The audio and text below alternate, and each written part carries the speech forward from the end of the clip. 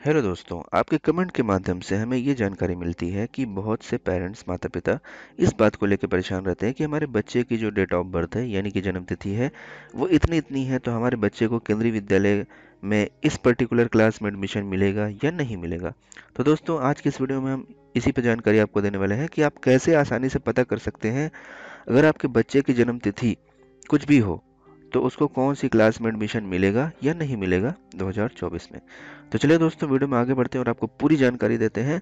तो सबसे पहले दोस्तों, यहाँ पर हम आपको जानकारी देंगे बाल वाटिका क्लासेस में एडमिशन के लिए जो एज का क्राइटेरिया है वो क्या है।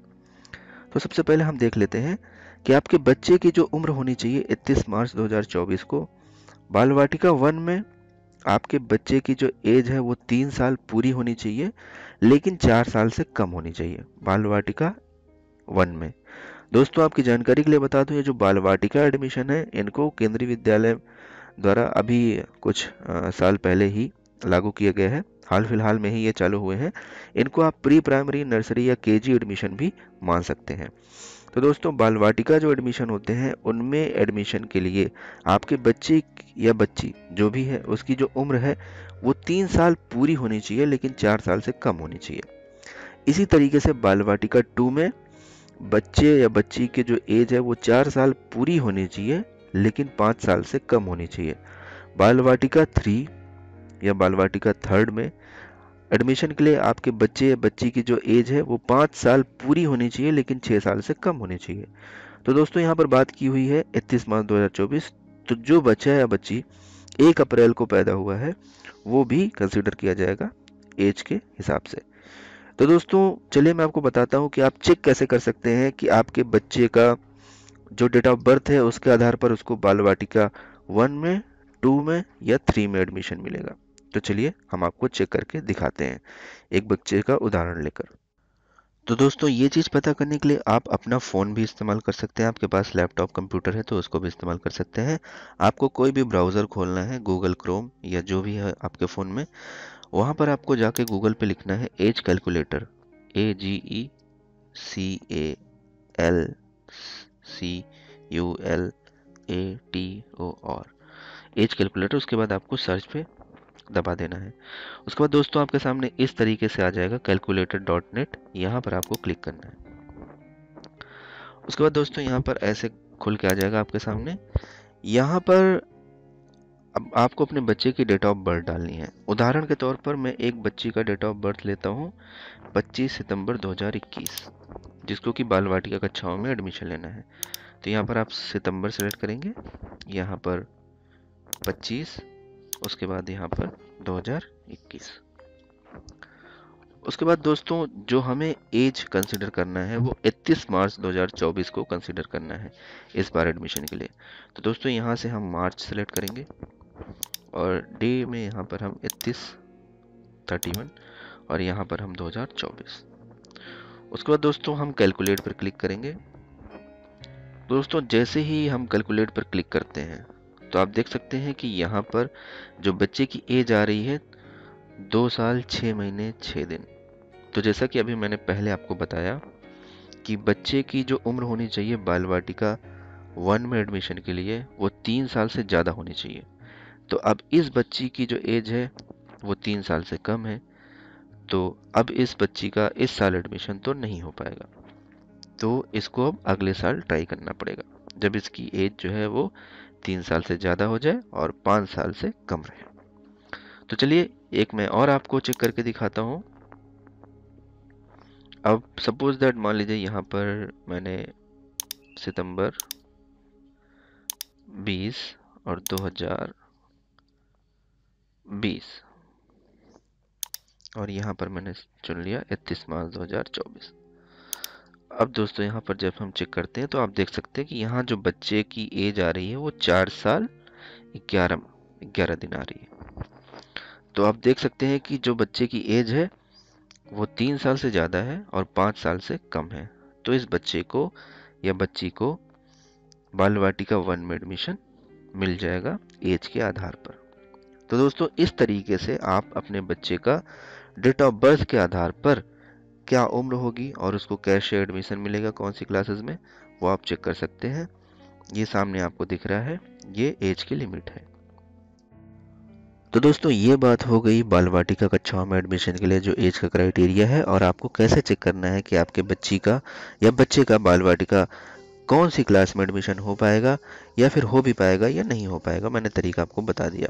अब आगे बढ़ते हैं और आपको बताते हैं कि क्लास 1 से लेकर 10 तक के क्लासेस में एडमिशन के लिए क्या क्या है इसका क्राइटेरिया और आपको कैसे चेक करना है इन क्लासेस के लिए। तो दोस्तों सबसे पहले मैं आपको बता दूं कि जो ये एज चेक करेंगे वो 31 मार्च 2024 को चेक करेंगे कि आपके बच्चे की जो उम्र है, जो एज है, वो 31 मार्च 2024 को कितने साल कंप्लीट हो रही है, उसके आधार पर आप यहाँ पर देख सकते हैं। तो दोस्तों आपके सामने दिख रहा है क्लास 1 में एडमिशन के लिए जो बच्चे की उम्र होनी चाहिए वो 6 साल कंप्लीट होनी चाहिए, लेकिन 8 साल से कम होनी चाहिए। यहाँ पर आप देख सकते हैं कि क्लास 1 में एडमिशन के लिए बच्चे की जो उम्र है वो 6 साल पूरी होनी चाहिए, लेकिन 8 साल से कम होनी चाहिए। इसी तरीके से क्लास 2 में एडमिशन के लिए बच्चे की जो उम्र है वो 7 साल होनी चाहिए पूरी और 9 साल से कम होनी चाहिए। इसी तरीके से क्लास 3 में एडमिशन के लिए 7 साल पूरी होनी चाहिए, 9 साल से कम होनी चाहिए। क्लास 4th में एडमिशन के लिए 8 साल पूरी होनी चाहिए, 10 साल से कम होनी चाहिए। क्लास 5th में एडमिशन के लिए 9 साल पूरी होनी चाहिए और 11 साल से कम होनी चाहिए। क्लास 6th में एडमिशन के लिए 10 साल पूरी होनी चाहिए, 12 साल से कम होनी चाहिए। इसी तरीके से क्लास 7th में एडमिशन के लिए 11 साल पूरी होनी चाहिए, लेकिन 13 साल से कम होनी चाहिए।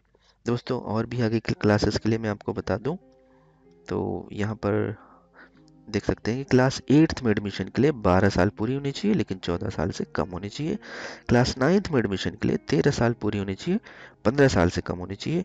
और इसी तरीके से क्लास 10th में एडमिशन के लिए 14 साल पूरी होनी चाहिए, लेकिन 16 साल से कम होनी चाहिए। यहाँ पर वही क्राइटेरिया है कि जो बच्चा 1 अप्रैल को पैदा हुआ है वो भी कंसिडर किया जाएगा।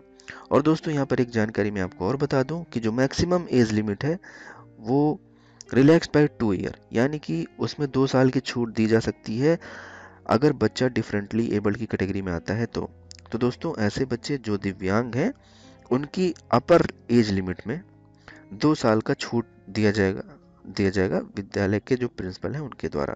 उदाहरण के तौर पर मैं आपको बता दूं, मान लीजिए एक बच्चा दिव्यांग है, वो क्लास 8th में एडमिशन के लिए फॉर्म भरा है, तो उसकी जो अपर एज की जो लिमिट है वो यहाँ पर 14 की बजाय 16 साल मानी जाएगी। उसको 2 साल एज में रिलैक्सेशन मिलता है। तो चलिए दोस्तों इसी वीडियो में मैं आपको आगे ये भी इन क्लासेस के लिए भी चेक करके बताने जा रहा हूँ कि अगर आपके बच्चे की डेट ऑफ बर्थ कुछ भी हो तो आप कैसे चेक करेंगे कि उसको कौन सी पर्टिकुलर क्लास में एडमिशन मिलेगा। तो चलिए देखते हैं। दोस्तों इसको चेक करने के लिए भी आपको सेम प्रोसेस करना है। सबसे पहले गूगल पर आपको वही एज कैलकुलेटर सर्च करना है। जो पहला रिजल्ट आएगा calculator.net, यहाँ पर आपको क्लिक करना है। उसके बाद दोस्तों age at the date of, इसमें आपको 31 मार्च 2024 सेलेक्ट करना है। उसके बाद दोस्तों डेट ऑफ बर्थ में आप अपने बच्चे की डेट ऑफ बर्थ डाल सकते हैं। तो मैं उदाहरण के तौर पर एक बच्चे की डेट ऑफ बर्थ डाल रहा हूँ 15 सितंबर 2017 और देखते हैं कि ये बच्चा किस क्लास में एडमिशन के लिए पात्र है।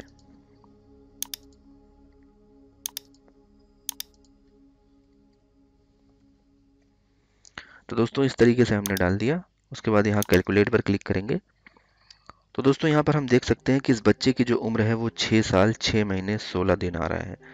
तो दोस्तों यहाँ पर आप देख सकते हैं कि अगर बच्चे की उम्र 6 साल से ज़्यादा है और 8 साल से कम है तो बच्चे का जो एडमिशन है वो क्लास 1 में हो जाएगा। तो दोस्तों इस बच्चे का क्लास 1 में एडमिशन हो सकता है क्योंकि ये इसकी एज जो है वो इस हिसाब से है। अब इसी तरीके से चलिए मैं एक और बच्चे का एग्जांपल लेके आपको दिखाता हूँ। तो दोस्तों यहाँ पर हमको age at the date of पे हमको वही रखना है, 30 मार्च 2024। अब एक बच्चे की डेट ऑफ बर्थ है 10 दिसंबर 2012। तो देखते हैं कि इस बच्चे का कौन सी क्लास में एडमिशन हो सकता है।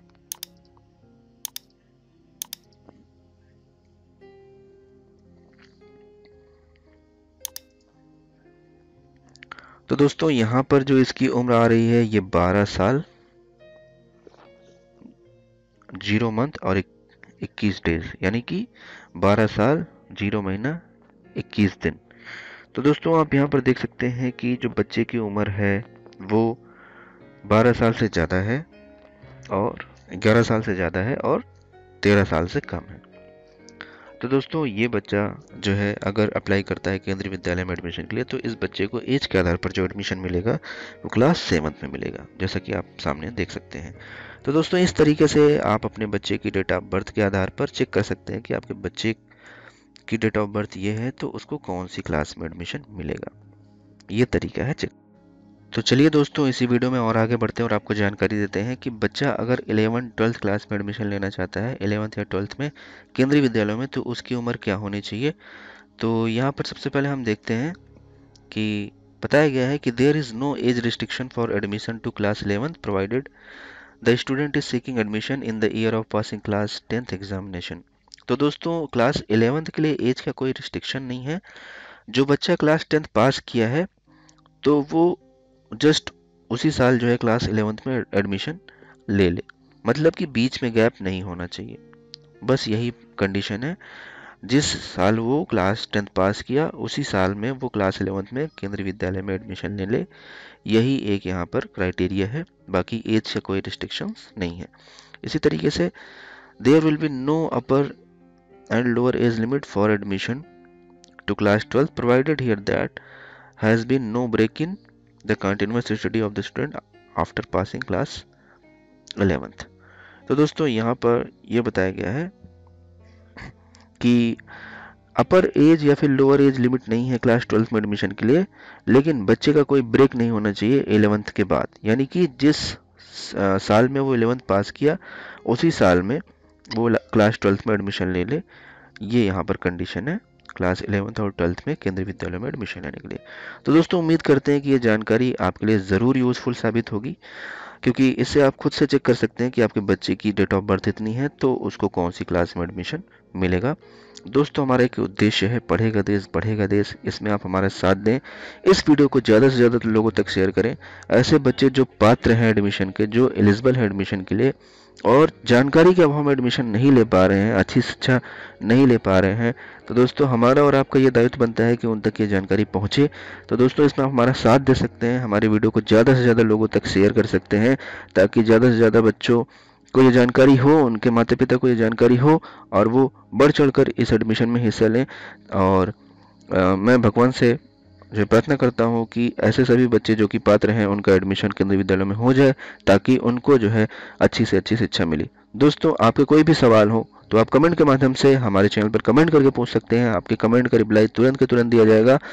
दोस्तों अगर आपको कमेंट में रिप्लाई नहीं मिलता है तो हमारे इंस्टाग्राम पर डायरेक्ट मैसेज करके पूछ सकते हैं अपने सवाल को। इंस्टाग्राम पर डायरेक्ट कॉल भी कर सकते हैं, फेसबुक पर फॉलो करके मैसेज कर सकते हैं, फेसबुक पर भी कॉल कर सकते हैं और अपने क्वेरीज को पूछ सकते हैं। दोस्तों यहाँ पर एडमिशन की बात है तो जानकारी जो है वो होनी चाहिए। तो दोस्तों उम्मीद करते हैं कि ये जानकारी आपको जरूर पसंद आई हुई होगी। दोस्तों वीडियो अच्छा लगेगा तो, जानकारी अच्छी लगी होगी तो वीडियो को लाइक करिएगा, चैनल को सब्सक्राइब करिएगा। दोस्तों जो बेल वाला आइकन है, घंटी वाला निशान जरूर दबाइएगा, ताकि जो भी वीडियो आए टाइम से आपको मिले और टाइम से आप उसी के हिसाब से अपनी तैयारी करें, ताकि जो है एडमिशन जब भी स्टार्ट हो तो आप अपने तरीके से पूरे तरीके से तैयार रहें, सारे डॉक्यूमेंट्स आपके रेडी रहें। क्योंकि केंद्रीय विद्यालयों में जो है वो एंट्रेंस एग्ज़ाम नहीं होता है, जो भी एडमिशन होता है वो आपके कागजातों के आधार पर, यानी कि जो आपके डॉक्यूमेंट्स हैं उनके बेसिस पर होता है। तो डॉक्यूमेंट्स आपके पूरे होने चाहिए, ताकि एडमिशन के टाइम पर आपको कोई भी रश ना हो कि पता चला 10 दिन के लिए फॉर्म आया। और दोस्तों ऐसा कभी कभी होता है कि पेरेंट्स जो है वो बच्चे का डेट ऑफ बर्थ सर्टिफिकेट नहीं बनवा पाए या फिर कास्ट कैटेगरी सर्टिफिकेट नहीं बनवा पाए। तो इस कंडीशन में फिर क्या होता है कि इधर उधर भागना पड़ता है, बहुत रश हो जाता है, क्योंकि ये सर्टिफिकेट्स बनने में टाइम लगते हैं, लगभग कभी कभी तो 1 महीने 2 महीने लग जाते हैं, कभी कभी 6 महीने लग जाते हैं। तो इस वजह से हम आपको पहले से जानकारी दे रहे हैं दोस्तों, ताकि आप ये सारे डॉक्यूमेंट्स वगैरह तैयार करके रखें।